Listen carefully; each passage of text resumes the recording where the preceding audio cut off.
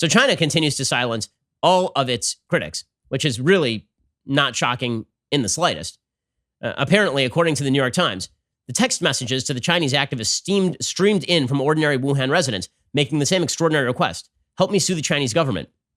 One said his mother had died from coronavirus after being turned away from multiple hospitals. Another said her father-in-law had died in quarantine.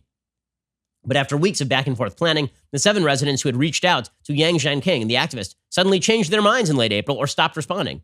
At least 2 of them had been threatened by the police, according to Mr. Yang. The Chinese authorities are clamping down as grieving relatives, along with activists, press the ruling Communist Party for an accounting of what went wrong in Wuhan, the city where the coronavirus killed thousands before spreading to the rest of China and the world. Lawyers have been warned not to file suit against the government. The police have interrogated bereaved family members who connected with others like them online.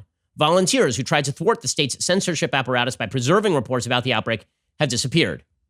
Wow, what a shock. You mean that China is a horrible totalitarian country? And that they lied about coronavirus throughout? Now, Mike Pompeo was put on the hot seat over the weekend because he suggested that maybe this thing escaped a lab in Wuhan. Now, the evidence suggests that this came from a bat that was not native to this particular region. And so the suggestion has been that there was a lab there that does study coronaviruses, and they brought a bat in from like 600 miles away, and that the poor treatment of waste basically allowed this to escape. Not that they crafted the virus in order to kill lots of people, but that it accidentally escaped the lab.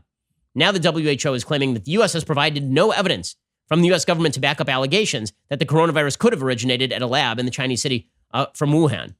Well, I'm sorry, but I feel like we have better evidence in the fact that the bat is not native to that particular region. We have better evidence that this went through a lab at Wuhan than the wet markets, than you had to suggest there was no human-to-human transmission. The fact that the WHO just continues to sort of repeat Chinese propaganda lines is pretty incredible. Dr. Michael Ryan told reporters in Geneva, from our perspective, this remains speculative.